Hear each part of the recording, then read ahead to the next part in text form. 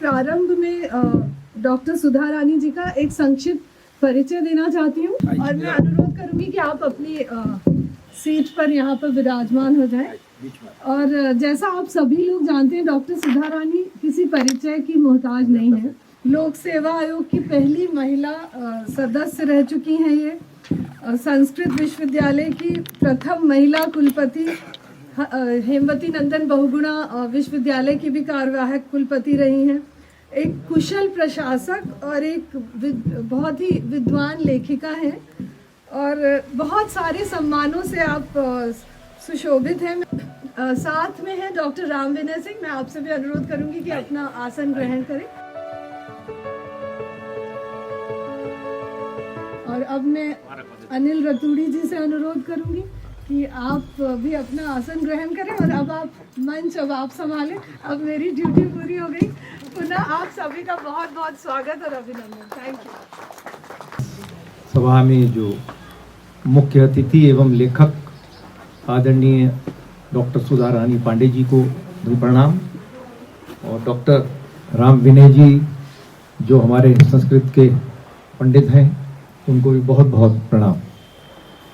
जैसा अभी राधा ने बताया, ये बहुत ही अनौपचारिक हम इसको रखना चाहते हैं। इतनी औपचारिकता ज़रूर रहे कि सार्थक चर्चा हो सके, लेकिन वैसी औपचारिकताएं ना हो जो चर्चा या मुख्य साहित्यिक जो बिंदु है उससे हमें इधर उधर ले जाए। उससे हम, आपने देखा होगा आमतौर पर जितने भी बुक रिलीजेस होती हैं उनमें एक फेस्टिव सेलिब्रेशन का माहौल रहता है, या कोई कवि सम्मेलन है, वो अलग किस्म की उसकी जो थ्रेड होती है वो अलग होता है। अमुक पुस्तक पर या किसी लेखक पर फोकस्ड चर्चा, ये हमारा ध्येय है। मानव समाज में, मानव जीवन में जितना भी हम कार्य करते हैं, जो भी हम करते हैं, वो सारे जीवन को ढूंढने के लिए, जीवन को जीने के लिए एक माध्यम है। और जो जीवन है, जो अंत है, वो जीवन का आनंद है। और वो आनंद जो है वो साहित्य और इस प्रकार की कला और इस प्रकार के जो उसमें आनंद की अनुभूति होती है उसमें होती है। तो मेरा, हम लोगों का ये मानना है, उसी ध्येय से ये एक प्रकार का हम लोगों ने पहल करी है। पहले हम अभी आदरणीय लेखक से हम ये अनुरोध करेंगे कि वो पहले 2-3 मिनट 4 मिनट अपनी जो उनकी पसंदीदा इस पुस्तक से, विजयिनी पुस्तिका जो आप लोगों ने देखी होगी, ये विंसर पब्लिकेशन से छपी हुई है। और ये अभी हमें भी सौभाग्य ये प्राप्त हुआ था जिस समय इस पुस्तक का रिलीज हुई थी, जब लोग इसमें उपस्थित थे। ये एक लघु नाटिका है और इसमें 3 एक्ट हैं और 12 इसमें सीन है। नमस्कार। फुलवारी में इस पुस्तक के विषय में चर्चा के लिए उपस्थित सभी प्रबुद्ध विद्वानों का हार्दिक अभिनंदन और कृतज्ञता है माननीय रतूड़ी जी के लिए कि उन्होंने ऐसा सराहनीय पहल चालू करी कि प्रत्येक महीना हम लोग इस पुस्तक पर चर्चा कर सकें किसी पर। जैसा कि विगत विजयिनी शीर्षक बहुत लोगों ने पुस्तक पढ़ी हुई है। केवल संक्षेप में बता दूं कि विद्योत्तमा और कालिदास की कहानी सबको पता है और पूरी कृति विद्योत्तमा को केंद्रित है, जिसमें कि महिला सशक्तिकरण और महिला के विजय का उपलक्ष्य में प्रस्तुत किया गया है। मैं 2-3 पंक्तियां प्रस्तुत करना चाहूँगी। मेरे कथनों का अभिप्राय यह नहीं है, किंतु शास्त्रों का ज्ञान का आलोक ही मानव मात्र को युग युगांतर से विकास के चरमोत्कर्ष तक ले जाने में सफल रहा है। यदि इस धरती को सुखमय स्वर्गिक गरिमा में बने रहने देना है तो प्राणी मात्र का कर्तव्य है क्या विद्या के अंधकार को संपूर्ण नष्ट करें। यह तो तुम्हें भली भांति ज्ञात है। अविद्या मृत्युम तीर्थवा विद्या अमृतम अश्नुते। यह शुरुआत का है जो अंततः इस पुस्तक का मैसेज है। इसी प्रकार चूंकि हम बसंत के टाइम में बैठे हैं, कालिदास को बसंत बहुत प्रिय रहा है और सखियों के वार्तालाप में विद्योत्तमा बसंत का वैभव वर्णित करती है। इतना ही नहीं, यह बसंत धरती के धूलिकणों पर भी अपने गान निरंतर लिखता है। प्राणों में न जाने कौन सी पुलक भरी नवीन माया जाग उठी है। रूप का संसार पुष्प भरी डालियों के वैभव से सज उठा है। धरती अपने नवीन वेश पर आह्लादित है। धरती और आकाश का अनंत वैभव मद महोत्सव सृष्टि की प्रक्रिया का एक अभिनव अंग अध्ययन बनकर आया है। एक प्रस्तुत करूंगी जहां पुरुष की दुर्विसंधि से स्त्री को आगे नहीं बढ़ने सहयोग मिलता। राजपुरोहित का कथन है, आपका कथन यथार्थ है महाराज, स्त्री शक्ति के प्रज्ञामय होने से इस संपूर्ण सृष्टि का कल्याण और विकास संभव है। यदि हमारा समाज सरलता से अभी भी स्त्रियों के वेदाध्ययन, स्त्रियों के ज्ञानार्थ का प्रसार सह पाने में सरता असमर्थ दिखता है तो उन्हें भय है यदि इस क्षेत्र में भी नारी शक्ति आगे बढ़ गई तो उसका पौरुषमय वर्चस्व न्यून होते होते एक दिन समाप्त हो जाएगा। अब अपनी वार्ता समाप्त करती हूँ, आगे जो पाठक प्रश्न करना चाहे कुछ पूछेंगे। धन्यवाद। तो अभी आप लोगों ने लेखक महोदया के जो उन्होंने पंक्तियां पढ़ी, एक तो जो सबसे पहले जो वो शिक्षा के बारे में है, महिला शिक्षा और महिला की शिक्षा के बारे में, और दूसरा प्रकृति,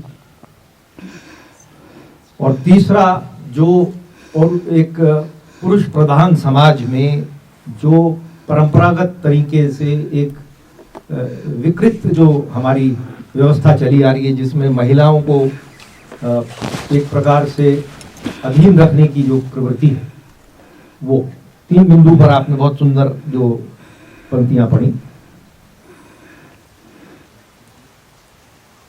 एक मैं सबसे पहले मैं डॉक्टर राम विनय जी से अनुरोध करूंगा कि जो ये परंपरा है, क्योंकि ये जो विधा जो चुनी गई है वो नाटक से संबंधित है, तो अगर जो हम देखें इसके मतलब पश्चिम है, पूरब है, दोनों दिशा में हम देखें तो पश्चिम में अरिस्टो ने जो पोएटिक्स लिखी, और उसमें आपको ध्यान होगा कि अरिस्टोटल जो थे वो प्लेटो के चेले थे, और प्लेटो ने आर्ट को, लिटरेचर को अपने समाज में एक विकार समझा, उसको बाहर कर दिया।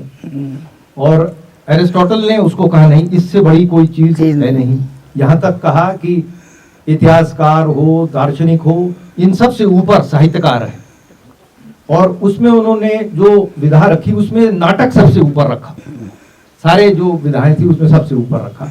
और हमारे यहाँ भरत मुनि के टाइम से कहो, पहले उससे पहले आप वेद से भी निकाल लीजिए चाहे, तो हमारे यहाँ भी बहुत पुराना एक परंपरा है। और फिर करीब मेरे ख्याल से लगभग 1000 साल, 1200 साल, 12वीं शताब्दी के बाद से कुछ एक डार्क एजेस हम कह सकते हैं। और फिर से हम कहें तो पिछले 200-250 साल में फिर नाटक फिर ऊपर आता है, और अभी आधुनिक नाटक है।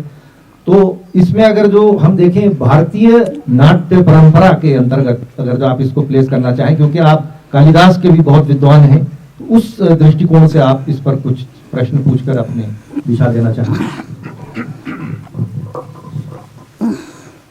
सर्वप्रथम आदरणीय डॉक्टर सुधा रानी पांडे मैडम को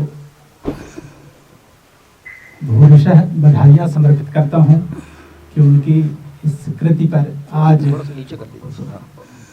परिचर्चा हो रही है। फुलवारी में परिचर्चा है, और वह भी बसंत के समय में। यह अपने आप में आनंद का विषय है। बसंत आनंद का ही वाचक है, और नाट्य विधा आनंद की ही अभिव्यक्ति की विधा है। व्यक्ति के भीतर में जो आनंद है वह सबके भीतर कैसे उतर जाए, इसके लिए ही तो नाट्य की अवतारणा हुई। ऋग्वेद में सबसे पहले इसकी चर्चा आती है। जग्राह नाट्यम ऋग्वेदात कहा जाता है। कहते हैं ना, अवस्थानुकृतर नाट्यम, अवस्थाओं का अनुकरण ही नाट्य है। और वो अवस्थाएं 4 प्रकार की बताई गई हैं। सात्विक, वाचिक, मानसिक और आहार। तो ये जो 4 प्रकार की अवस्थाएं मनुष्य के भीतर हैं, उन चारों अवस्थाओं को किस प्रकार से अभिव्यक्ति के माध्यम से दृश्य बना करके प्रकट किया जाए, इसी की दृष्टि से यह व्यवस्था बनी नाट्य की। और इसमें साधारणीकरण व्यापार के माध्यम से रस की अवतारणा होती है। रस की अवतारणा जहां भी होती है, हमारे भीतर का रस अगर आप तक उतरता है तो साधारणीकरण के बगैर नहीं हो सकता। और यह जो बात आती है जब आगे बढ़ती हुई यात्रा जब आती है तो हिंदी साहित्य के माध्यम से वो यात्रा आज तक चल रही है और आगे चलती रहेगी। जहां तक कालिदास और विजयिनी विद्योत्तमा की बात आती है तो वहां एक ऐसा पात्र जो बिल्कुल खोया खोया सा रहने वाला पात्र है, उसको लेकर के आदरणीय ने ये बात की। अब जहां तक प्रश्न की बात है तो मैं इस विषय में आदरणीय से यह कहना चाहता हूं कि आपने कालिदास को पर्णदत्त कहा है। देवदत्त तो उन्हें कहा गया, कई विद्वानों ने माना। परंपरा में यज्ञदत्त नाम भी आता है, आपने उल्लेख किया, किंतु कालिदास को आपने पर्णदत्त किस आधार पर लिया, इसके कुछ सूत्र हम जानना चाहते हैं। बहुत बहुत धन्यवाद राम विनय जी। आप अवगत है कि संस्कृत में इस प्रकार के नामों की परंपरा रही है। पर्णदत्त नाम के रचने के समय मेरे मन में आया कि जीवन के जैसे एक एक किताब के पृष्ठ खुलते जाए, एक एक पत्ते खुल रहे हैं। पर्णदत्त में कालिदास के इस विजयिनी में विद्योत्तमा के माध्यम से कालिदास के जीवन के उन पृष्ठों को खोलने का प्रयास किया गया जो कि लेखकों के ध्यान में आए तो हैं, परंतु उस रूप में आए हैं कि कालिदास का ही वर्चस्व हावी रहा है। विद्योत्तमा का व्यक्तित्व उस रूप में नहीं उभरा। केवल एक लाइन आ गई कि विद्योत्तमा ने कालिदास को गृह से निष्कासित किया था, बाद में कालिदास विद्वान हुए और उनकी विद्वत्ता की चर्चा पूरे एक गुप्त साम्राज्य में होती रही और सब जगह वो महान विद्वान की तरह माने। परंतु यहाँ कालिदास के को उभारने के लिए जैसे जीवन की एक एक परत खोलती गई है। जिन्होंने इस पुस्तक को पढ़ा है उन्हें पता है किस प्रकार से कालिदास का बाल्यकाल, उसका शास्त्रार्थ और फिर बाद में ये काशी में जाना, फिर पर्वतीय क्षेत्र में जाना, उन रूप को। और दूसरी बात यह है कि नाटक के मंचन की बात आई थी कि नवीन नाटकों में मंचन की दृष्टि अवश्य होता है कि देखा जाए कि बहुत अधिक उसके लिए आयोजन न करना पड़े, सीमित संसाधनों में, क्योंकि उसमें पात्र प्रमुख होता है। अरस्तु कैथारसिस या आपने साधारणीकरण की बात करी, विरेचन की बात कि साहित्य का और व्यक्ति का परिष्कार उससे होता है। इसलिए नाटक को सभी विधाओं में सर्वोत्कृष्ट माना गया, क्योंकि हमारा सीधे दर्शकों के माध्यम से संवाद कराता है। धन्यवाद। जो अभी मैडम ने कहा, नाटक विधि के एक विषय में जो कथारसिस बताया, उसका कारण एक शायद मेरे मन में ये आता है कि जो इतना इसको ऊंचा स्थान दिया गया है वो ये है कि आम तौर पर अनुभव हम लोग जो है कोई भी चीज़ करते हैं उससे सीखने के लिए ही करते हैं। और कोई भी अनुभव जो है वो अगर जो सीधे बोल दिया जाए कि साहब इसे ऐसे करें तो उतना उसका असर हम पर नहीं होता है।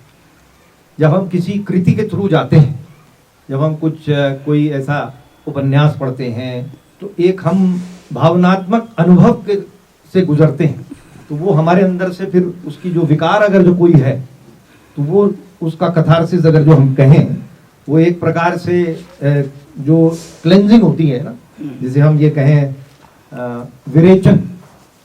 विरेचन जो है वो मतलब होता है। और जब उसको नाटक के रूप में देखते हैं सामने मंच पर, तो कथारसिस जो है वो सबसे जो शक्तिशाली तरीके से विरेचन का जो प्रभाव है वो नाटक में ही होता है।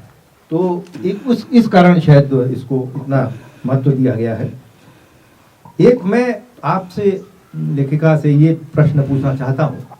मैंने इसको बहुत गहनता से पढ़ा, जो नाटक बहुत सुंदर। एक तो सबसे मैं कहूँगा जो मुझे अच्छी बात लगी कि कोई भी इसमें वक्तव्य हो, कोई वाक्य हो, कोई ऐसा संवाद हो या कोई ऐसे शब्द हो, कोई भी ऐसा नहीं है जो मैं कहूँगा सुपरफ्लुअस है। हर चीज कोई ना कोई एक्शन को सीधे आगे बढ़ा रहा है, जो कि नाटक के लिए बहुत महत्वपूर्ण चीज है। इसकी भाषा आपने बिल्कुल संस्कृत निष्ठ रखी है और मैं कहूँगा तत्सम बिल्कुल जो है भाषा है आपकी।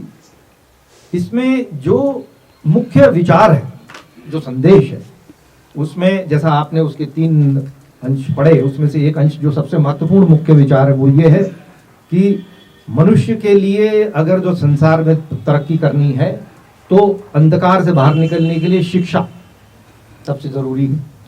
और अगर जो संसार को वाकई में प्रगति करनी है तो महिलाओं को जब तक साथ में लेकर पूर्ण तरीके से शिक्षा और उनको इस अंधकार से और ये जो अधीन रखने की भावना, इससे बाहर पुरुष प्रधान समाज नहीं निकलता, तब तक वो आगे नहीं बढ़ सकता। और ये परंपरा पुरानी चली आ रही है। इसमें जो ज्ञानी जो मुख्य पात्र है विद्योत्तमा, वो वैसे बहुत ज्ञानी है, लेकिन मेरा जो सवाल है वो ये है कि ज्ञान का जो अर्थ है, एक तो आपके शास्त्र की जानकारी है, आपको हर प्रकार की मैं कहूंगा थ्योरेटिकल जानकारी है, लेकिन वो सामने अगर जो हम चाहे कितने अच्छे हो जाएं ज्ञान से, सामने अगर जो हमारे कोई ऐसी हमारे खिलाफ षड्यंत्र रचा जा रहा है और हम उस षड्यंत्र को नहीं देख सकते, हम उसके शिकार हो जाते हैं, तो कहीं ना कहीं वो ज्ञान में ही हमारे ही कमी है। क्योंकि आज के जमाने में ये कहा जाता है शरीफ बदमाश, शरीफ बदमाश। क्यों कि अगर जो आप बहुत अच्छे हैं, बहुत सारे अंग्रेजी साहित्य में भी है कि अगर जो आप इतने अच्छे हैं कि आप दूसरे का ईविल को देख ही नहीं पाते, तो खैर उसमें जो चरित्र है उसका विकास होता है, वो सीखती है और आगे चल के वो बेहतर पे जाती है। तो क्या कारण रहा होगा इसमें? क्या वो अपना अहंकार था जो वो शिकार हो गई? शुरुआत में ही सभी जिन्होंने विद्योत्तमा पे लिखा है, ये मेरा छठा या सातवां ग्रंथ है जो सीधे विद्योत्तमा शीर्षक से लिखा गया। उससे पहले विद्योत्तमा के जीवन का प्रसंग आया है, किंतु सीधे विद्योत्तमा शीर्षक से कृतियां नहीं आई। और विजयिनी करके विद्योत्तमा की विजय दिखाने के लिए किया गया। अहंकार, उसके अंतर के ज्ञान का एक अहंकार तो नहीं कहूंगी, प्रखर आत्मविश्वास कहूंगी। क्योंकि अगर नारी परम विदुषी हो जाए तो उसका ज्ञान जो होता है और अधिक धरती पर लाता है, वो अहंकार में नहीं आता।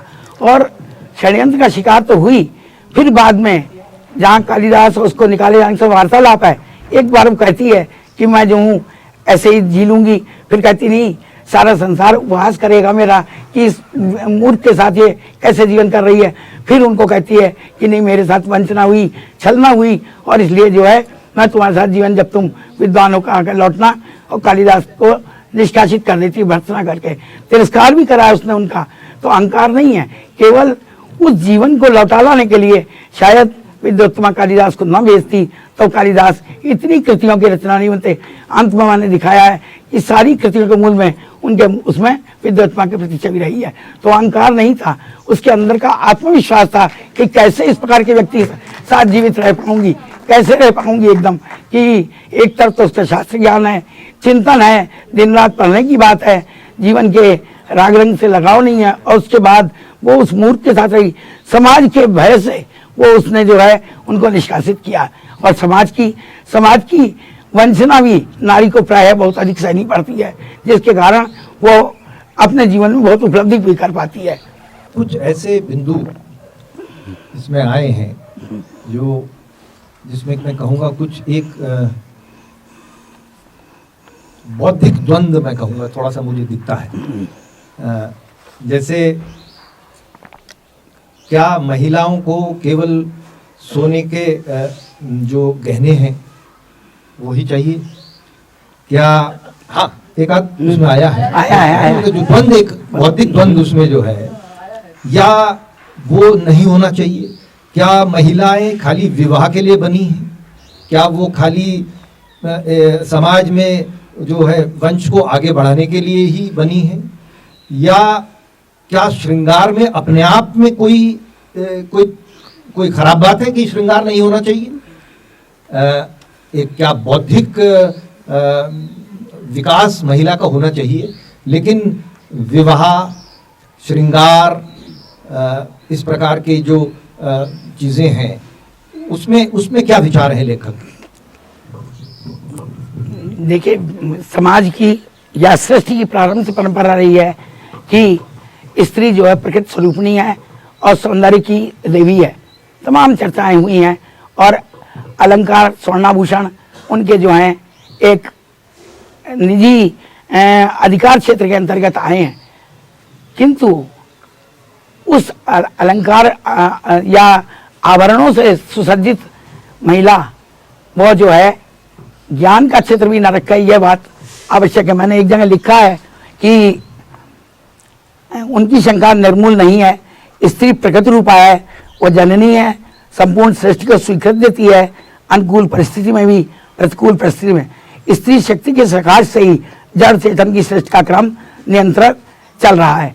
उसके बाद राजपुरोहित कहता है पुरुष के नियंत्रण संरक्षण में ही नारी की मर्यादा सुरक्षित है। ये तो आप भली बात जानते हैं। तो विवाह नाम की संस्था जो आई वो अपवाद हो सकती है इसी एकाध के विषय में कि वो नारी अविवाहित रही या उसने किसी कारण, परंतु विवाह नामक संस्था ने वर्षों से सृष्टि के क्रम को चलाया है। और सौंदर्य की शकुंतला स्वयं स्वर्ग की परमोच्च सुंदरी है। कालिदास की सभी नायिकाएं जितनी हैं सौंदर्य का अवतार हैं।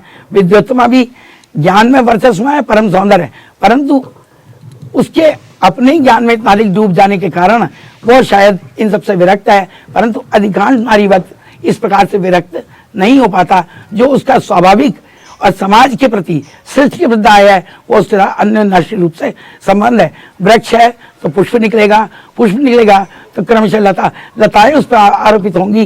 तो यह जो है द्वंद्व अवश्य है, परंतु यह आवश्यक नहीं कि नारी स्वर्णाभूषणों का प्रेम न करे या वस्त्रों के साथ वस्त्रों से अलंकृत। कालिदास इंदुमती के लिए दीपशिखा इंदुमती कहते हैं, और उसका जो स्वाधीन अस्तित्व है कि स्वयंवर वर्ण करने जा रही है और जिस राजा के सामने से घूम रही है वो क्या हो रहा है, विवर्ण भावों से सब। तो और वो अपने रूप के कारण दीपशिखा इंदुमती उन्होंने कहा, तो वो सर्वांग सुंदरी है और वो अपने इच्छा से राजा का वर्णन करती है। ये उसकी स्वाधीन चेतना भी है और सौंदर्य भी है उसका।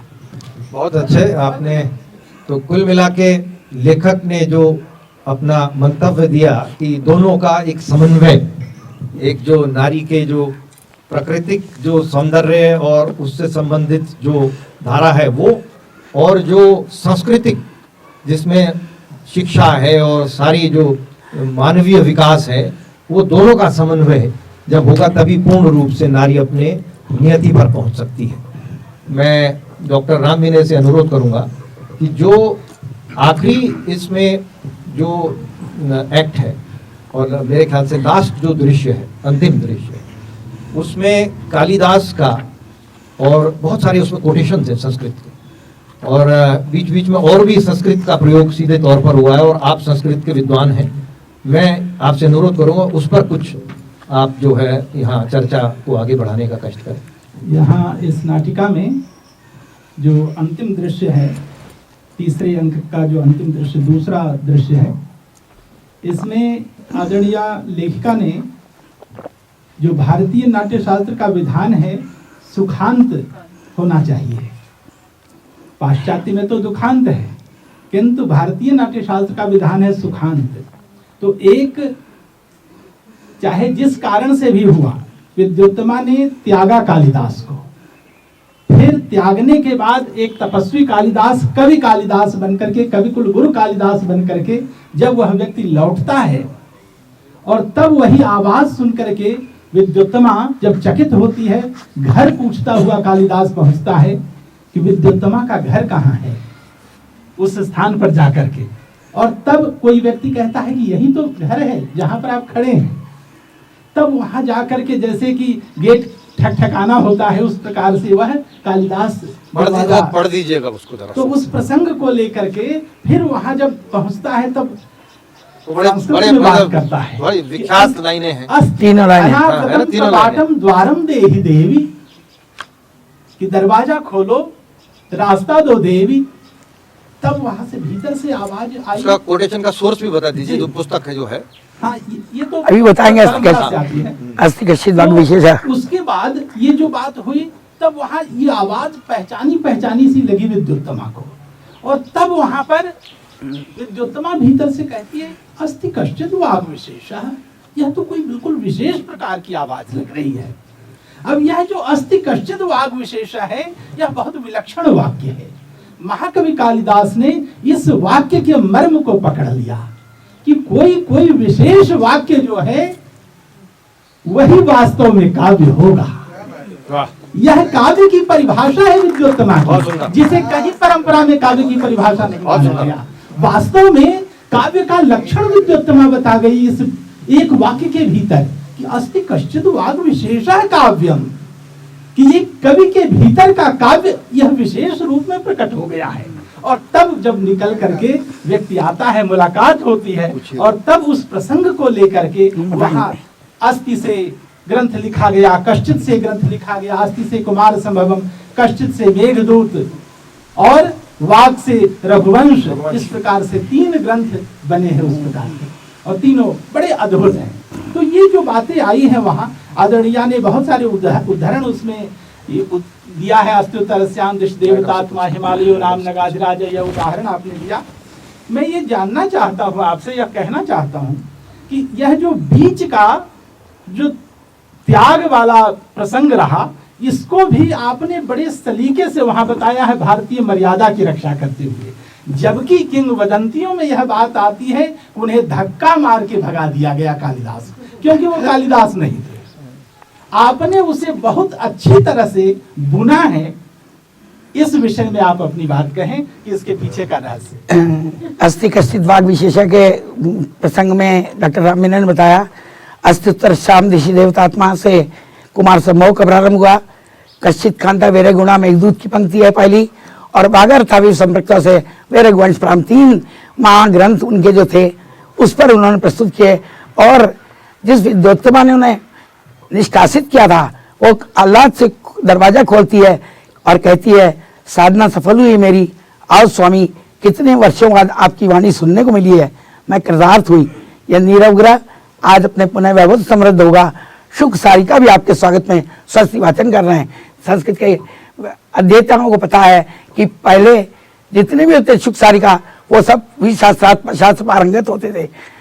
मंडन मिश्र के शास्त्रार्थ में भी वहाँ पर उनकी सारिका वार्तालाप करती, सभी ग्रहों में शुक सारिका पाले जाने का क्रम था। इसी प्रकार आगे जो कालिदास का उत्तर है प्रसन्न होकर, अंतर का लाक्षाराग विगलित है। लाक्षाराग अंतर का वो गदगद भाव है जिसे हम नाटक में अनुभव करते हैं, देखने के समय अनुभव करते हैं। हृदय द्रवित है और शब्द नहीं, क्या कह सकें। गलदश भावुकता से मैंने प्राण एक ही स्वर में अपनी गाथा प्रस्तुत कर रहे हैं। तन और मन सभी को भाग्य और नियत के समक्ष सौंप कर तुम्हारे नारीत्व का गौरवमय रूप मेरे लिए अवश्य विपरीत परिस्थितियों को स्वीकारने में प्रकंपित नहीं हुआ। कभी अश्रुपूरित नैनों से, कभी उल्लसित भाव से अंतर्मन का हाहाकार, एक शब्दहीन व्यथा, एकाकी यात्रा में रिस रिस कर पाषाण हिला बिना तुम्हारा दृढ़ विश्वास ही मेरा संबल रहा है। संपूर्ण सृजन यात्रा में नारी की गौरव यात्रा है, उसके उज्जवल मानक चित्र ही मेरा पाथेरा। मतलब पूरी क्रम में वो नारी की गौरव गाथा गाते, क्योंकि जितने ग्रंथ हैं उनके सारे नारी पात्र नारी की गौरव गाथा। यह बात अलग है कि उस समय के समाज था, स्वैर अनाचार की बात करता था, परंतु उधर एक विक्रम के नवरत्नों का साम्राज्य समाज, जहाँ की सब कुछ ज्ञान, वैभव और स्त्री के आदर सत्कार से भी सम्मानित था। तो इस प्रकार से, और वो खुद विद्योत्तमा उनके वार्तालाप में कालिदास और उसके साथ हर जगह जो है नारी के उत्थान की बात करी है, और नेपथ्य में सभी जितने लोग उपस्थित हैं कालिदास के जयगान करते हैं, और कालिदास का वर्चस्व विद्योत्तमा के माध्यम से स्थापित हो जाता है। और फिर कालिदास खुद कहता है, स्वागत है आप सबका बंधुवर, किंतु कालिदास की नहीं, विदुषी विद्योत्तमा की जय हो। तो वही इस विजय पर्व की सामग्री है। सदा सर्वत्र नारी शक्ति का प्रतीक पुंज मुझे आज जो यश, कीर्ति, विधा जो कुछ भी प्राप्त है उसका श्रेय विद्योत्तमा को ही है। आओ विजयनी, तुम्हारा शत शत अभिनंदन। तो ये इस प्रकार नाटक का सुखांत जो है विजयनी के रूप में विद्योत्तमा को करता है कि पति पत्नी का संदर्भ वो किस रूप में एक स्वीकार हुआ और सबके लिए आदर भाव का, सम्मान का पात्र बना। जो अभी हमारी लेखिका महोदय ने बताया, जो भारतीय नाट्य परंपरा है उसमें सुखांत का, जो अभी हमारे डॉक्टर विनय जी ने भी बताया, पश्चिम में दोनों चीज़ें हैं। अरस्तु ने जो पोएटिक्स में लिखा है उसमें एक उन्होंने जिसको कॉमेडी बोलते हैं वो सुखांत है। कॉमेडी का मतलब हम तो यहाँ कॉमिक समझते हैं, मजाक समझते हैं, लेकिन वहाँ उसका बहुत मतलब बड़ी एक्चुअली बात सुखांत है। और जो त्रासदी है, ट्रेजेडी जिसको उन्होंने बोला है, वो उन्होंने सबसे उसको ऊंचा दर्जा दिया है। कथारसिस ट्रेजेडी में ही उन्होंने रखा है। लिखा है। तो ये तो खैर दोनों परंपराओं की बात हुई। मेरा जो अगला प्रश्न है वो आपने इसमें जो बीच में मौनी बाबा की आपने एक कोट इसमें डाली है, तो माउंटी स्पीच की, हाँ हाँ, हाँ। उनका कोटेशन डाला है। कोटेशन आपने जो डाला हाँ, हाँ। है, नारी ईश्वर की परम चेतना का दूसरा रूप है जिसके माध्यम से परमात्मा सृष्टि को नव सृजन करता है। अक्षर ब्रह्म के द्वारा सामाजिक उत्थान का अभिनव साहसिक प्रयास करने वाली विद्योत्मा रूपी नारी शक्ति का सदैव आह्वान किया जाता रहेगा। तो अब ये तो खैर विचार है जो आपने वहाँ से उठाया, बिल्कुल सही विचार है, इससे मैं सहमत भी हूँ, यहाँ सभी सहमत होंगे। एक जो अंत में या बीच में एक बहुत बड़ी धारा इसमें ये है कि विषम परिस्थितियों में, कठिन परिस्थिति में जितना चुनौती आती है परिवार में, और वो जाहिर है कि महिला भी उसकी भागीदारी होती है उस चुनौती की, लेकिन उसका जो एक प्रकार से समाधान है, उसके लिए चाहे प्रेरणा कहिए या रास्ता बताइए, वो एक प्रकार से पुरुष को भी, परिवार को भी वो महिला ही उस परिस्थिति से बाहर निकालती है। तो इस पर जो विचार आपका है, इस पर मैं चाहूंगा थोड़ा सा आप अपना व्याख्यान। मैंने पहला एक संवाद पढ़ा था, श्रोतागण क्षमा करेंगे, मैं बहुत दिन से गले की उसका पीड़ित। पानी इसमें गर्म पानी दे दे, वो ठंडा होगा। थोड़ा सा लाके, हाँ, ले आएगा और ले आएगा। ये बसंत का मौसम लोगों को सुख देता है, पर मेरे लिए पानी पी लीजिए भाई। दुखदाई बन के आता है। पहले पानी पी लीजिए।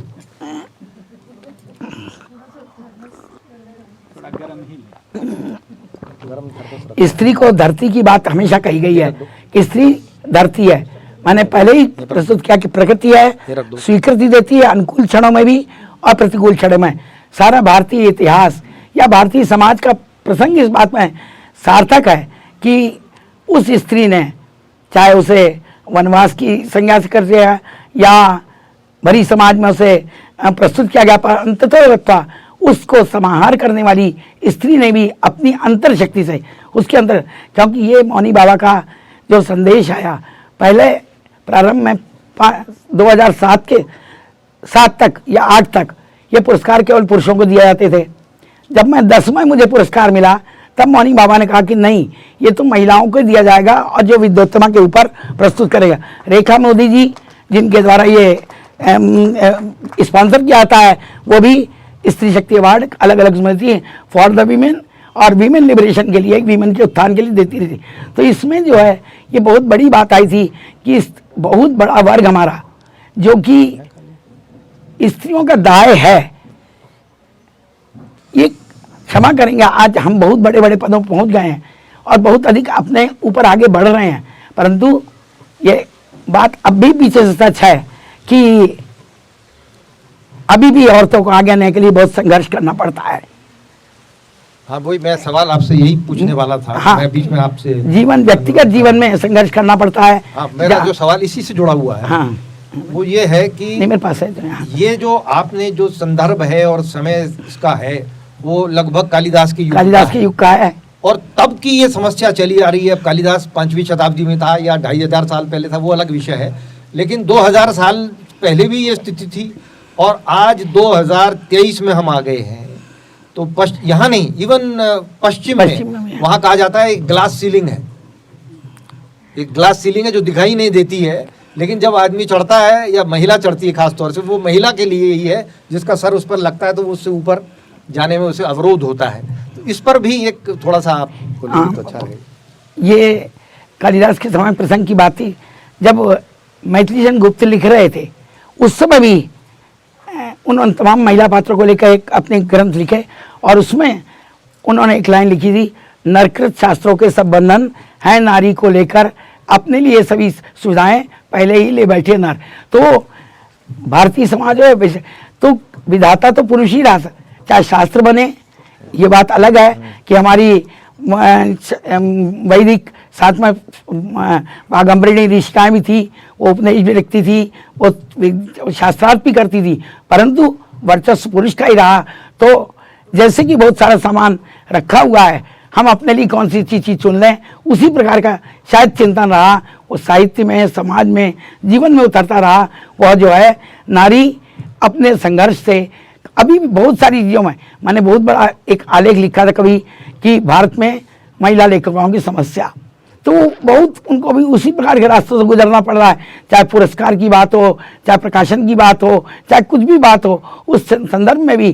परंतु ये है कि विजयनी की बात है कि नारी बहुत सारी तो वीमेन लिब वाले आंदोलन के रूप में आती है, परंतु शांत भाव से जो नारी आगे बढ़ती गई, उससे अपना रास्ता अपने आप मिलता जाता है और वो कभी विचलित नहीं होती कि किस तरीके से मैं, क्योंकि जो प्रारब्ध है वो तो मैं प्रारब्ध को मानती, प्रारब्ध है वो तो निश्चित है, किंतु उसमें बहुत अधिक उछल कूद, बहुत अधिक चीख पुकार करने से नहीं होता। जो हम अपना कर्तव्य, गीता में जिस बात को कहा गया कि अपना कर्म करते जाओ, फल आपको अपने आप मिलता जाएगा। तो नारी का चिंतन भी है, क्योंकि जैसे कि नारी का किसी एक स्वेटर बुनती है और एक एक धागे के साथ उसकी कलात्मकता चलती आती है, उसी प्रकार नारी की जीवन धारा है जो कि उस रूप में घर परिवार भी देख रही है, बाहर का भी देख रही है, और अगर पति कुंठित है उसकी प्रताड़ना भी सह रही है। तो इस उसमें माने इस भाव का बचाव क्या है कि कालिदास और विद्योत्तमा के संघर्ष जरूर हैं, पर कुंठा की अवतारणा नहीं उतारी, जो कि भारतीय साहित्य शास्त्र, भारतीय साहित्य की बहुत बड़ी अवतारणा है कि कुंठित समाज का। क्योंकि बाद में आपको तो बहुत सारे नाटक आए जिसमें कई कुंठा की बात आई है, अभी चर्चा होगी तो बताएंगे कि किस प्रकार से सीधे नाटककार की कुंठा उस नाटक में उतर गई है, और आप एक एक दृश्य, एक एक स्वरूप उसमें ढूंढ सकते हैं कि कहाँ उसके व्यक्तिगत जीवन की वेदना उसमें उतरी है। परंतु यहाँ कालिदास और विद्योत्तम माध्यम से कुंठा और संघर्ष नहीं उतरने दिया है कि कहीं कन्फ्रंटेशन है, क्योंकि नाटक का संदेश यही है कि अगर उत्कर्ष ना हो, संघर्ष ना हो, कहीं एक प्रदर्शन के समय कोई बात ना आए, तो वो जो है किस प्रकार से सार्थक होता है। तो मंचन की दृष्टि से पाठकों, दर्शकों को उत्कंठा बनाए रखने के लिए बहुत सारी चीज़ें सामने आती हैं, किंतु नारी का सर्वस्व, नारी का पॉजिटिव थिंकिंग, जिसे मैं सृजनात्मक चिंतन कर, पॉजिटिव थिंकिंग, वही उसको आगे बढ़ाने में समर्थ। आज की महिलाओं के लिए संदेश है कि उन्हें बढ़ना है तो हमेशा पॉजिटिव थिंकिंग की बात करें, पुरुष के साथ प्रतिद्वंदिता के रूप में, सहचर के रूप में, सहकारिता के रूप में आगे बढ़ने की बात करें, तो पुरुष के साथ कभी आपको नहीं लगेगा कि कैसे कार्य हो रहा है। बहुत अच्छे, जो क्योंकि आप जो कह रही हैं, जो शख्सियत यहाँ बैठी है हमारे सामने, वो स्वयं में एक इस बात का आदर्श है जो वो कह रही हैं, क्योंकि उन्होंने अपने आप पहले वो उच्च शिक्षा के क्षेत्र में उन्होंने नेतृत्व किया, फिर उन्होंने प्रशासन के क्षेत्र में नेतृत्व किया, उन्होंने प्रशासन के बाहर भी जाके पब्लिक सर्विस कमीशन में रहीं, वाइस चांसलर रहीं, और सबसे बड़ी बात आज लेखक भी हैं, विद्वान तो वो हैं ही। तो ये एक आज हम लोग इस बात को मानते हैं, हम लोग यहाँ बहुत सारे पुरुष भी बैठे हैं, जो इस समाज में कितना संघर्ष हम लोगों के लिए है, तो महिलाओं के लिए ये संघर्ष कितना तीव्र है इसका हम लोग कल्पना कर सकते हैं। और जिस स्थान पर आप पहुंची हैं, और उसके बाद इतना संघर्ष, इतने विषम परिस्थितियों के बाद आपका जो सकारात्मकता है, जो आपकी जो ये विचार हैं, ये वाकई में प्रेरणादायक है, और ये मेरे ख्याल से आने वाली पीढ़ी को निश्चित तौर से प्रेरित कर सकते हैं। एक बात इसी प्रसंग में कहना चाहूँगी कि लोग कहते हैं कि आज के ज़माने में आगे बढ़ने के लिए गॉडफादर चाहिए, तो मेरा गॉडफादर केवल मेरे माँ और मेरे जो जीवन की सकारात्मक कल्पना रही, या आराध्य जिस भगवान को मैं मानती रही, जिस विशिष्टता को मानती रही, वही रहे। कुछ जरूरी नहीं है कि आप अगर ईमानदारी उससे आगे बढ़ रहे हैं तो आपको हमेशा किसी सहारे वैशाखी या गॉडफादर की ज़रूरत पड़े। एकदम मेरी माँ का संकल्प शक्ति कि लड़कियाँ भी पढ़ें, आगे बढ़ें और लड़कों की तरह नौकरी करें, उनकी प्रेरणा से इसमें मैं बहुत कुछ आगे कर पाई। आदरणीय मंच, मेरे लिए इसलिए खुशी की बात है कि मेरी शिक्षक तुल्य हैं और मुझे आपके साथ काम करने का अवसर मिला है, लेकिन जब मैं सवाल पूछ रहा हूं तो पाठक के रूप में पूछ रहा हूं, तो उस सीमा का अतिक्रमण करूंगा जो मेरा आपका रिश्ता है। सवाल ये है कि क्या आदर्श स्त्री का मतलब ये है कि वो हमेशा पुरुष की प्रतीक्षा करे, एक बात। दूसरी, क्या आदर्श स्त्री का मतलब ये है कि वो पुरुष को एक खांचे में स्थापित करके और ये उम्मीद करे कि वो वैसे ही रहेंगे? कि जब मैंने इस नाटक को पढ़ा और इस नाटक की एक छोटी समीक्षा मैंने आउटलुक के लिए की थी, तो मुझे लगा कि पाठक के साथ थोड़ी सी जाती हो गई, क्योंकि हम लोग चाहते थे कि विद्योत्तमा और वर्णदत्त या कालिदास का जो संघर्ष है वो वैचारिक रूप से और बड़ा विस्तार पाए। तो आपने इस कृति को इतने छोटे में क्यों बांध दिया? और जो पहले वाला हिस्सा है कि क्या उस फ्रेम में ही स्त्री और पुरुष को देखना होगा या उस फ्रेम से बाहर जाके भी हम देखें? देखिए, प्रबुद्ध स्त्री जो है कभी किसी अपने आदर्श पुरुष को खांचे में बांट के देखना पसंद नहीं करती, और इसलिए जो है उसके लिए जरूरी नहीं है कि स्त्री कभी पैमाना नहीं बनाती कि उसके लिए कल्पना का पुरुष या ऐसा हो वैसा हो। वो छोटी उम्र में जिन लड़कियों का विवाह होता होगा या वैसी कल्पना करती होंगी, परंतु पढ़ लिख कर आगे बढ़ने के वक्त ऐसा आवश्यक नहीं होता कि पुरुष उस विशेष खांचे में। हाँ, विद्योत्तमा की शर्त थी कि उसने पहले ही शर्त रखी कि जो मुझे शास्त्र में विदित करेगा मैं उसके साथ विवाह। छल के कारण वो मूर्ख के साथ शादी होती है और तब जो है उसको अंततः विद्वान के खांचे में बैठकर ही स्वीकारती है एकदम, और समाज की प्रवंचना से बचने के लिए कि अरे जैसे लोग कहेंगे अरे इतनी सुंदर थी उसकी शादी कैसे हो गई, वही बात इसमें भी वर्क आई है कि समाज क्या कहेगा। और दूसरी बात होती है कि पिछले दिनों मोहन राकेश स्मृति के लिए कोई पुरस्कार का वो निकला था, उसमें लिखा था कि नाटक 95 पृष्ठ से ज़्यादा का ना हो, क्योंकि मंचन की दृष्टि हम देखते हैं हर जब कोई आदमी नाटक लिखता है, नाट्यशास्त्र मैंने पढ़ा है, PhD डी दोनों नाटक नाट्यशास्त्र पढ़ा है, तो मंचन की दृष्टि कालिदास के नाटक या जयशंकर प्रसाद के नाटक बहुत बड़े बड़े कालिदास के समय नाटक के लिए आते थे, पूरी पूरी रात के लिए आते थे। उस समय का प्रबुद्ध समाज आज के समाज में फर्क है। तो मंच में, प्रस्तुतिकरण में, संवाद में, अभिनेता में, निर्देशक में और लेखक के बीच में एक तारतम्य बना है, क्योंकि जब मंचन होता है तब लेखक नहीं होता, बहुत बड़ी निर्देशक की भूमिका हो जाती है, और उसमें निर्देशक जो है फिर से उसको रीराइट करता है, जैसे अनुवाद में आप करते हैं। तो उस समय जो है पात्रों के साथ तारतम्य में बैठाना, मंच सज्जा सोचना, कैसे प्रकाश के द्वारा, ध्वनि प्रभाव के द्वारा कौन सी चीज़ करनी है, कौन सी चीज़ नेपथ्य, और समय की सीमित अवधि में, क्योंकि आज वो जमाना गया कि सारी रात बैठकर कोई नाटक देखेगा जैसा कल समय में होता था। ये बहुत अच्छा जवाब आपने मैम दिया, क्योंकि जो प्रश्न है आपका बहुत अच्छा है, क्योंकि उसमें हम चाहते थे कि विस्तार हो, लेकिन फिर उसके लिए विधा जो है फिर उपन्यास की होगी, बड़ी बड़ी कृतियां लिखी, उपन्यास लिखा, महाकाव्य लिखे, उपन्यास की विधा में जाना पड़ेगा। 21 सर्ग का महाकाव्य लिखा विद्योत्तमा पर लोगों ने, 21 सर्ग का महाकाव्य, तो उसके लिए उपन्यास बनाना, नाटक लिखा मंचन के लिए, वो मंचन नहीं हो पाया और मंचन की प्रतीक्षा है। नहीं, अभी संस्कृत में अनुवाद हो रहा है, जर्मन में और गढ़वाली में, एक साथ सबका मंचन होगा। अगला प्रश्न कोई सज्जन और हाँ मैम आप। हर जगह मैं जब भी विजयनी को पढ़ रही थी मुझे मैडम ही याद आ रही, तो मैडम आप एक चीज को छोड़कर आपका व्यक्तित्व कैसे इतना ज्यादा हावी हो गया विजयनी पर, इस पर बोलिए मैम, इस पे जरूर बोलिए। बहुत अच्छा, नहीं ये बहुत अच्छा, हाँ ठीक है, बहुत अच्छा सवाल है, बहुत अच्छा सवाल किया है, क्योंकि मेरा व्यक्तित्व हावी इसलिए हुआ क्योंकि शायद मैं जब प्रवक्ता थी तब लिखती तो इतना परिष्कार नहीं आ पाता, और अब इस समय आकर लिखा जबकि जीवन के ज्ञान का सर्वोच्च स्वरूप मैंने पा लिया। और तो भाषा तो संस्कृत के कारण आई है, और उसमें कई जगह निर्देशक हो सकता है मंचन के समय भाषा में सुधार करें, और संगीत भी निर्देशक के ऊपर छूट होगा, क्योंकि लेखक के बाद जब मंचन में आते हैं बहुत सारी चीज़ आती है। हाँ, ये बात अलग है, लेखन के समय व्यक्तित्व, हाँ भाई लेखक का व्यक्तित्व प्रतिफलित होता है। अभी पिछले दिनों एक उपन्यास पर चर्चा करी, उसमें भी लेखक का व्यक्तित्व झलका है, और विद्योत्तमा के रूप में चूंकि शर्त थी सुशील साक्षी हैं, इसकी पांडुलिपि मुद्रण के वक्त किस तरीके से इन्होंने 2 दिन में करवाया, पांडुलिपि भेजी गई, तो शर्त थी कि विद्योत्तमा पे लिखा जाएगा, और विदुषी विद्योत्तमा का बात आनी है, तो लिखे गए विद्योत्तमा खंड काव्य लिखा गया, 21 सर्ग का महाकाव्य लिखा गया। तो पहली बात तो मैंने जो किताबें आ चुकी थी उनको सामने नहीं रखा, यहाँ तक कि आषाढ़ का एक दिन भी नहीं रखा। बाद के पैराग्राफ में मुझे लगा कि जहाँ वो कालिदास कहते हैं कि हर कृति में तुम थी। मैंने भी अपने एक संवाद में कहा कि जहाँ जहाँ देखा वहाँ वहाँ तुम थी।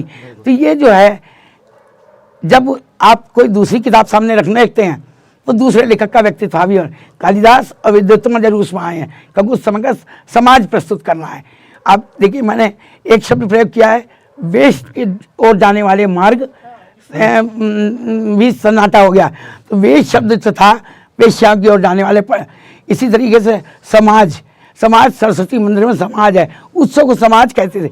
तो उस समय का समाज का वातावरण उतारने के लिए ऐसे शब्दों का प्रयोग आवश्यक था। इसे सरल किया जाता मंथन के वक्त के लिए। आपने बहुत अच्छा जो उसका प्रयोग किया है। आपने जो रास्ते पर जो लोग जा रहे हैं और जिस प्रकार से वो चर्चा और क्या मुख्य बात हो रही है, ये बहुत शेक्सपियर ने इसको बहुत किया है इस प्रकार से, सेम बिल्कुल मतलब इस प्रकार से। मेरी जिज्ञासा के दो बिंदु हैं, दोनों एक साथ ही बोल देता हूँ, समय की बचत रहेगी। एक तो इस विजयनी लघु नाटिका में मैं देखता हूँ कि संस्कृतनिष्ठ शब्दों का प्रयोग हुआ है। में कालिदास साहित्य वैसे ही संस्कृत में है और ये लघु नाटिका हिंदी में। ये स्वाभाविक है कि संस्कृत निष्ठ शब्दों का प्रयोग हो, क्योंकि इसकी लेखिका संस्कृत की मूर्धन्य विद्वान मानी जाती है। लेकिन मेरा प्रश्न यहाँ ये आता है कि संस्कृत के साथ साथ इसके लेखिका हिंदी की भी मूर्धन्य विद्वान मानी जाती है। सामान्य लेखक के लिए तो ये ठीक है, रीच बढ़ जाती, लेकिन इसको और सरल शब्दों में क्या अभिव्यक्त नहीं किया जा सकता था? ऐसा इस विजयनी की आदरणीय लेखिका ने क्यों नहीं सोचा? इस विषय पर आपसे उम्मीद की जाती है। देखिए, स्त्री विमर्श की बात आई है और स्त्री के हावी होने की बात कहीं नहीं आती। पिछले दिनों एक पुस्तक आई, पुरस्कृत भी हुई, साहित्य अकादमी की पहली महिला कवित्री अनामिका की टोकरी में दिगंत थेरी गाथा पर है। थेरी गाथा नहीं पढ़ी हो तो देखें, बुद्ध के समय की स्त्री लिबरेशन की कहानी है कि किस प्रकार से थेरियाँ जो हैं अपनी ज्ञान के कारण आत्म स्वाधीनता करती हैं। तो वो जो है हावी होने की बात नहीं है। वो 500 भिक्षुणियाँ जो गौतमी के साथ गईं, भगवान बुद्ध मना करते थे कि वो स्त्रियों को दीक्षा नहीं देंगे, और वो गई। फिर उन थेरियों ने अपना ज्ञान प्राप्त किया। वो कहती हैं कि स्त्री भाव हमारा क्या करेगा। वो मैंने इसमें भी कहा है कि हमारा चित्त जो ज्ञान से सुसमाहित है, तो ज्ञान से सुसमाहित हो जाने के बाद हावी होने, पुरुष अपने अंगिल सोचने लगे कोई स्त्री हावी हो रही है या स्त्री सोचे कि पुरुष हावी हो रहे हैं, वो समाज का चिंतन है। और साहित्य है, सबको साथ लेकर चलता है और नदी की धारा की तरह बहता जाता है। उसमें से कोई चाहे एक छोटे पात्र में जल ले ले, चाहे कोई बड़े पात्र में जल ले ले। तो ये जो है साहित्य की स्थिति है, उसे किस रूप में स्वीकारें, किस रूप में हम अंगीकार करें, यह बात अलग है। परिशिष्ट जब अगला संस्करण आएगा, परिशिष्ट में क्लिष्ट शब्दों का अर्थ दे जाए ताकि सामान्य पाठक को। परंतु कालिदास के वो जीवन पर लिखी हुई कोई भी कृति जब तक उस समाज के उनकी भाषा को नहीं लाएगी तो वो जो है उस रूप को नहीं पहुंच पाए। आत्मा को नहीं, आत्मा को छूने के लिए इस प्रकार की भाषा की आवश्यकता पड़ी है। इस रचना के बारे में मुझे कुछ बहुत नहीं, उन्होंने बहुत बड़ा लिखा ही है, देखा बहुत बड़ा लिखा है। जो कुछ मुझे कहना था वो मैंने पढ़ा है साहब, बहुत सुंदर लिखा है, बहुत सुंदर लिखा है, बहुत अच्छा लिखा है। मैं जिस लायक नहीं था उससे कहीं ज़्यादा, अपनी हैसियत से ज़्यादा मैं बात कर गया हूँ भूमिका में। नहीं, मैं सिर्फ दोनों ने समीक्षा बहुत अच्छी लिखी है। कि आदरणीय सुधा जी का जो लेखन है, विशेष रूप से विजयनी नाट्य कृति के रूप में जो हमारे सामने है सबके, वो एक ऐसी रचना है जिसके बारे में मैं ये कहता हूँ इस रचना के विषय में कि दोषहीन होना सबसे बड़ा दोष है। ये दोषहीन है, यही एक सबसे बड़ा दोष है। अगर कोई दोष निकालने बैठेगा, मैं समझता हूँ, मैं चुनौतीपूर्वक कहता हूँ इस बात को कि दोषहीन होना सबसे बड़ा दोष है। दूसरी बात यह है जो अभी हमारे भाई आदरणीय शिव मोहन जी ने एक सवाल उठाया था भाषा के मामले में कि भाषा बड़ी कठिन है, संस्कृत निष्ठ है, स्वाभाविक है। मैं ये कहा करता हूँ ऐसी भाषा के विषय में, और इस कृति के विषय में भी मेरा यही कहना है कि जितने भी इसमें कठिन लगने वाले वाक्य हैं संस्कृत के, वो वाक्य नहीं है, वो चंदन काष्ठ हैं। बहुत सुंदर। जो प्रश्न है बहुत मेरे ख्याल से महत्वपूर्ण प्रश्न उठाया था सिंह साहब ने कि एक तरफ यह है कि सरल हिंदी से नाटक की जो पढ़ने की हो या मंचन की हो उसकी रीच तो बढ़ेगी, इसमें तो कोई डाउट नहीं है। लेकिन साहित्य में जो जैसे लेखिका ने कहा है माहौल उस समय का बनाना, और जो चंदन की बात कही है, नहीं तो वो तो खत्म ही हो जाएगी। जो जो जो जो बेसिक नींव है उसका अगर जो प्रचलन में कहीं इस माध्यम से भी आना इस तरीके से कहीं संकोच होता रहेगा तो वो तो धीरे धीरे समाप्ति हो जाएगा मामला, है कि नहीं। तो इसलिए मेरे ख्याल से बहुत आपका प्रश्न बहुत अच्छा है और दोनों बुद्धिजीवियों का उत्तर भी अपनी जगह, वो अपनी जगह पर आ गई बात। आप तीनों विद्वानों से मैं पूछ रहा हूँ। नहीं, आप कम विद्वान नहीं है, बहुत विद्वान। अच्छा, अगला प्रश्न आप ललित पूछेंगे। तो मेरा प्रश्न दोबारा यह है कि जो हिंदी यहाँ इस्तेमाल की जा रही है वो तो 20वीं शताब्दी की है, इसलिए वो माहौल कैसे बन रहा है जो उस समय का है, क्योंकि उस समय तो संस्कृत जो थी वो साहित्य की भाषा थी, और लगभग अगर आप कालिदास का समय जैसे सर ने कहा कि करीब 100 BC से लेकर के 400 AD तक माना जाता है, तो 500 साल का उनका 600 साल का जीवन है, कोई नहीं ये कहते हैं लोग। तो वो भाषा जो उस समय इस्तेमाल होती वो पाली और प्राकृत हो रही थी, हिंदी तो नहीं थी, हिंदी तो अभी 20वीं शताब्दी की भाषा है।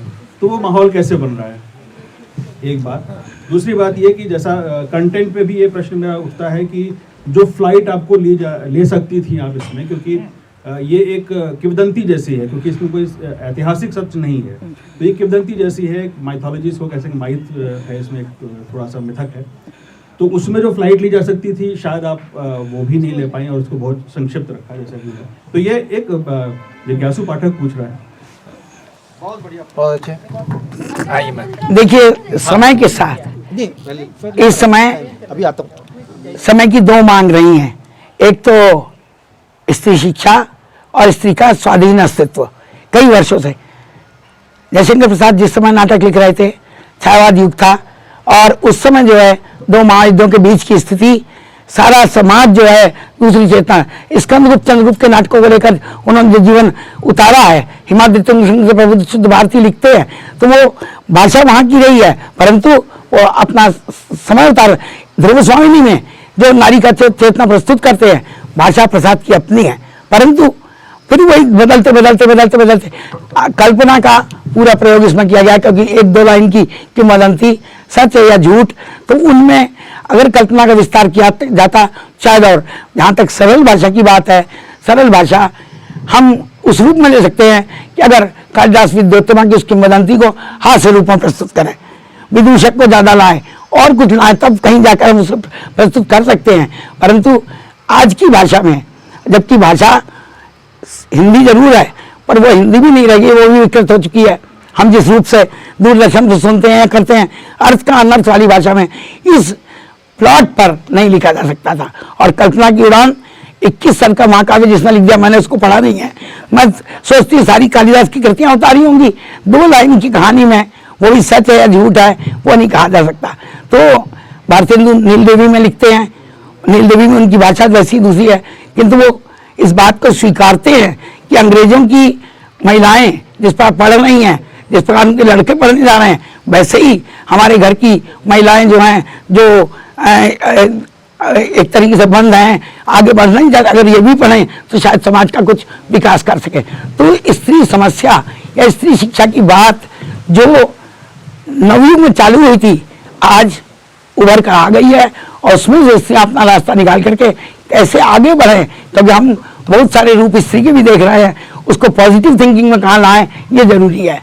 विद्वानों से मेरा जो सवाल है वो है, हमारा जो एशियाटिक सोसाइटी है और यूरोपियन सोसाइटी में, इसका मैं अंतर देख रहा हूँ कि स्त्री और पुरुष जो संबंध है उसमें यूरोप जो है वो बहुत पिछड़ा हुआ रहता है। पहले मतलब बड़े लंबे समय तक हम वहाँ पर पढ़ते हैं कि वहाँ पर बीच हंटिंग होती है, वहाँ पर औरतें बहुत पीछे रही हैं, लेकिन हम जैसे कि इसको विजयिनी को सुन रहे हैं और 400 एडी 500 एडी से भारतीय समाज उससे पहले से ही रही हैं। के बारे में हम जानते हैं।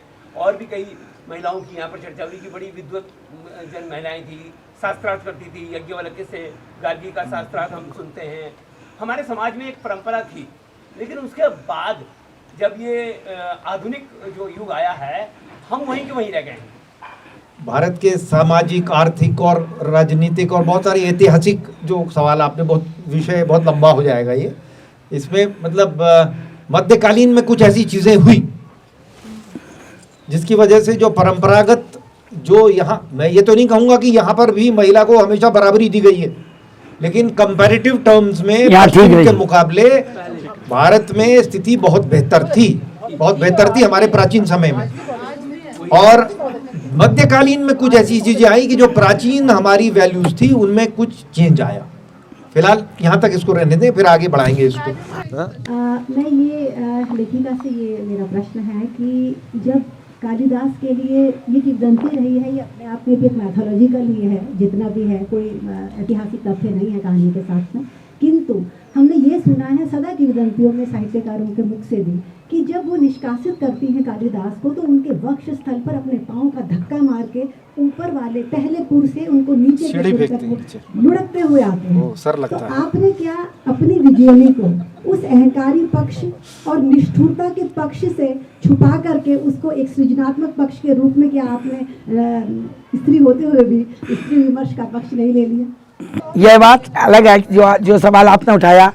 क्रूर स्त्री, परंतु साहित्य में बहुत सारी चीज़ ऐसी होती है कि हम उसको प्रस्तुत करने के समय सोचते हैं कि जिस पात्र को हम प्रस्तुत कर रहे हैं उसका रूप उतना विकृत रूप में ना आए, अपितु एक सहज स्वाभाविक रूप में आए। यदि मंच पर उसको दिखाएंगे कि वो इस तरीके से सीढ़ी से गिरा रही है, और निष्कासन का तो कि सुना कि वो विकसित, यहाँ विद्वत्ता का अंतर्द्वंद भी मैंने दिखाया है कि एक बार सोचती है कि नहीं सही, फिर वो कहती है कि नहीं ऐसे कैसे रहूँगी, तुम चले जाओ, जब विद्वान हो तब लौटना एकदम, और वो करना। तो वो मैंने इसीलिए छिपाया कि नारी का वो रूप सामने भी रहे, और इतने विकृत रूप में अपनी नायिका को कैसे प्रस्तुत करूँ मैं एकदम नहीं, स्त्री होने के नाते नायिका का, नायक और नायिका का जो स्वरूप प्रस्तुत किया जाता है। और दूसरी चीज युक्ति है कि अभी जब मैं समाप्त करूंगी तब बाद में अपना बात बताऊंगी, आगे और प्रश्न जिनको पूछने हैं। मैं ये जानना चाहता हूँ,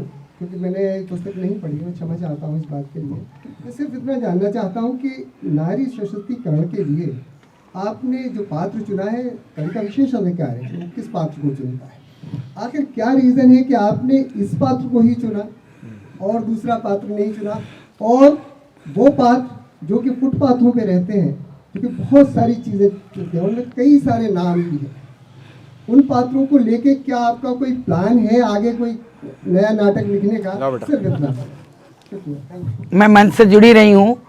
2.5 एकड़ प्रेम का कबीर का मैंने नाट्य रूपांतर करके करा, तुलसी पे करा नाट्य रूपांतर, तुलसी पे जीवन रत्ना तुलसी के जीवन पर, और कबीर का हम मंचन कराया, गोदान का मंचन कराया। तो ऐसा नहीं है, उनको पांडुलिपियाँ बहुत सारी बिखरी पड़ी हैं, मैंने उसमें भी लिखा, लिखने के छपने के। इसके पीछे उद्देश्य था, सुशील उपाध्याय यहाँ बैठे हैं, कि संदेश आया कि महिलाओं को ही आवेदन करना है। मैंने किस तरीके से लिखा और टंकित पांडुलिपि भेजी थी निर्णय के लिए एकदम। उससे पहले मुझसे 2010 के पूर्व सब पुरुषों को पुरस्कार मिलते। जिन किताबों को मैंने जिक्र किया है सब पुरुषों, मोहन तीर्थ के पूज्य मौनी बाबा ने निर्णय लिया कि नहीं, महिला के लिए महिला को भी पुरस्कार, और रेखा मोदी का भी ये जो संस्था IWC वो भी महिलाओं को हर क्षेत्र में पुरस्कार दे। इसलिए ये सायास लिखा हुआ नाटक है, अनायास लिखा गया, अनायास सबमिट हुआ, अनायास पुरस्कार 10 में लिखी है, अनायास पुरस्कार भी मिला। तो इसलिए जो है उसके पीछे एक उद्देश्य था।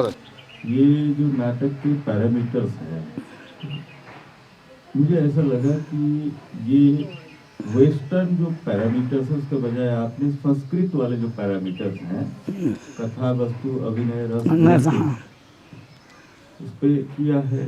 और अभी जो यहाँ पर हो रहा था कि नाटक की यहाँ पर जो खूबी बताई जाती है कि चरित्र कम हो लेकिन वो उभर कर आए, विस्तार कम हो लेकिन स्पष्टता हो। इतने दृश्यों और इतने अंकों के बावजूद भी वही अमित जी का जो सवाल था कि जो अल्प ज्ञात कथा वस्तु है उसमें हजारी बाबू की तरह और फ्रीडम गुंजाइश आपको महसूस हुई? हाँ, जैसा कि पहले हमारे लेखक अनिल जी ने कहा था कि उस विस्तार की संभावना में हमें एक लंबा उपन्यास या किसी दूसरी विधा पर लिख सकते हैं, क्योंकि उपन्यास में बहुत संभावनाएं रहती हैं।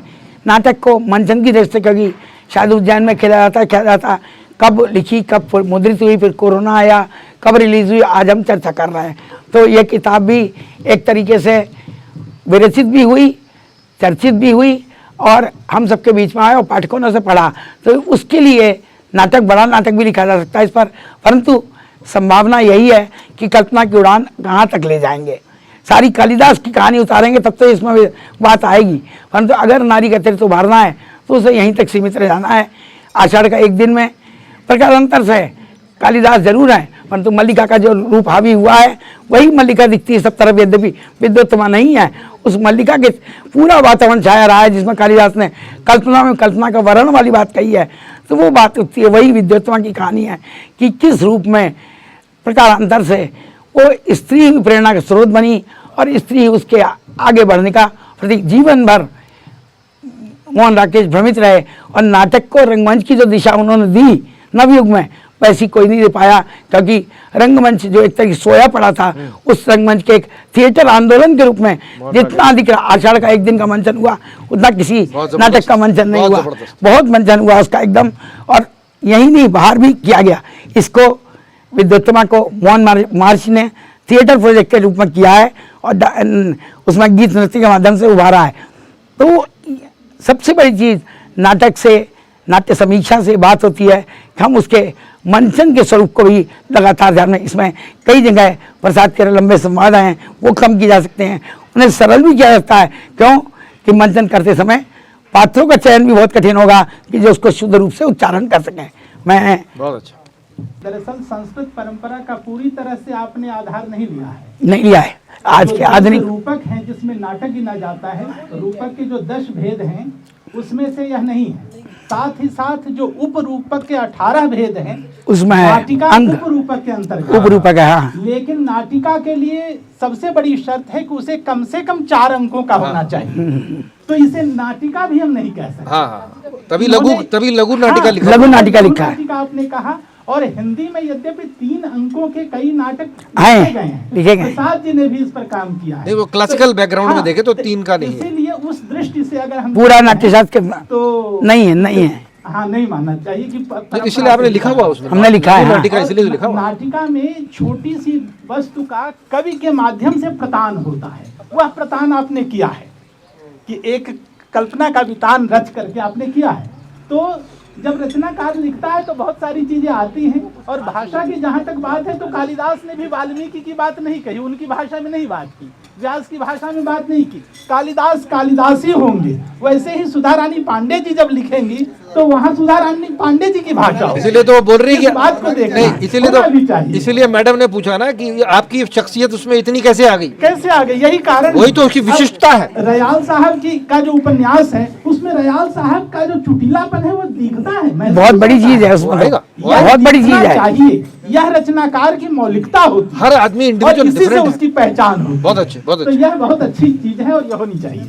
स्त्री उसे पकड़ लेती, कहते हैं एक दूसरी शक्ति होती है वो सब कुछ पहचान लेती है, तो उसने जो है इतनी जल्दी उसको पकड़ा कि बस कि फिर उसके बाद उसने उसे विद्वान बना के ही छोड़ा। निसर्ग निपुणा स्त्रियां कहा गया है, निसर्ग निपुणा किम न कुर्वन्ति योषिता, किम न कुर्वन्ति, स्त्रियां क्या नहीं कर सकती। सचमुच में ये बात है। अभी संगोष्ठी पूर्णता की ओर है, इस विषय में मैं 2-4 बातें कहना चाहता हूँ।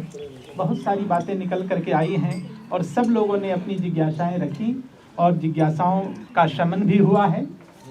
स्वाभाविक है, जिज्ञासाएं बनी रहनी चाहिए, यही सफलता है किसी पुस्तक की, किसी रचनाकार की सफलता इसी में है कि पाठक की जिज्ञासा जागृत रहे। तो निश्चित रूप से जिज्ञासाएं उभरी हैं। बस एक बात मैं भी कहना चाहता हूँ, सुशील उपाध्याय जी की बात से मैं भी सहमत हूँ और भाई श्रीवास्तव जी ने भी ये बात कही है, इसे थोड़ा सा और प्रदान दिया जा सकता था। अनुरोध करूंगा एक संक्षिप्त में अपना लेखिका जो है वक्तव्य लास्ट जो है दे, तो फिर हम इस चर्चा को समेटेंगे। किसी भी कृति का लेखन के पीछे कृतिकार का कोई एक मंतव्य होता है जो मैंने संदेश देना चाहा है, उस समकालीन चिंतन के संदर्भ में है। और इसमें मुख्य रूप से युग की बौद्धिक प्रखरता का संकेत है, सार्वभौम मानवीय दृष्टि है जो किसी भी साहित्य का आत्यंतिक लक्ष्य होता है। एक तरफ सामंतीय पक्ष है, आप देखते हैं किस तरीके से राग रंग सजा हुआ है, मदिरा चषक पात्र सजे हैं, और साथ ही उदात्तता, सौंदर्य और मानव मूल्यों की रक्षा, यत्र विश्वम भवत्येक एक नीड़म वाली बात जहाँ कहते हैं। वर्तमान के परिप्रेक्ष्य में अतीत का पुनर्सृजन का प्रयास किया गया है, युग की विसंगतियों और प्रहार के साथ स्पष्ट दृष्टि का रेखांकन किया गया है।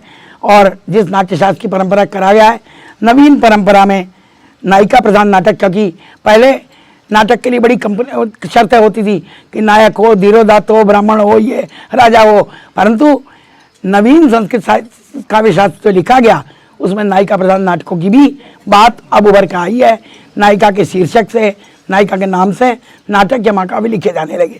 एक और बात कि मुख्य रूप से इसमें सांस्कृतिक दृष्टि का रूपायन किया गया है। और कालिदास कहाँ के थे, मैंने विद्वानों के कारण और उनके कृतियों के संदर्भ में कालिदास को उत्तराखंड का क्षेत्र का सिद्ध कर रहा है और अपने उद्धरणों से उसे सार्थक सिद्ध किया है। इस पुस्तक के प्रकाशन में मुद्रण की काफ़ी त्रुटियां हैं और एक शब्द बहुत अधिक खटकने वाला है जो मैंने मूल में लिखा था, जवनिका, यवनिका छप गया है। मूल शब्द जवनिका है, जवन का अर्थ होता है पर्दा गिराने उतारने को, तो जवनिका जव के शब्द का अर्थ है बहुत तरह से चलने वाला वो वस्त्र जो आगे कर्टन रेजर बोलते हैं। कर्टन रेजर तो जवनिका है। और आज के संदर्भ में बहुत कुछ हो रहा है, महिलाएं आगे बढ़ रही हैं और उनका प्रगति भी है, परंतु यूरोप की बात आई थी, वहाँ भी नाओमी वुल्फ, माया एंजेलो महिलाओं की विसंगति के बारे में लिखती है। मुझे और अधिक कुछ नहीं कहना। बहुत बहुत धन्यवाद। बहुत आप सभी देवियों सज्जनों का बहुत बहुत धन्यवाद। आपने बहुत सार्थक इस चर्चा को बनाया और अब यहीं हम इसको समाप्त करते हैं। मैं राधा जी से अनुरोध करूंगा कि वह एक तो पहले सभी देवियों सज्जनों, हमारे लेखक के लिए जरा ताली एक बार बजा दीजिएगा। हाँ, और अब मैं अनुरोध करूंगा राधा जी से कि वो संक्षिप्त में एक धन्यवाद ज्ञापन करें तो हम आनंद से चाय पिए। सर्वप्रथम तो सुधा दीदी के लिए बहुत बहुत धन्यवाद। आपकी इतनी तबीयत खराब थी तब भी आप आई और इतने अच्छी सार्थक चर्चा आपने यहाँ पर करी, इतने अच्छे जवाब दिए आपने सारे सवालों के। फिर राम विनय जी को बहुत बहुत धन्यवाद, आपने जो उसमें संस्कृत का तड़का दे दिया वो बहुत सुंदर था। और धन्यवाद अनिल रतूड़ी जी को जिन्होंने पूरा मंच को संभाला। और सभी दर्शकों को बहुत बहुत हार्दिक धन्यवाद, आपने इतने धैर्य से पूरी चर्चा सुनी और आप लोगों ने अपने बहुत ही सुंदर प्रश्नों के साथ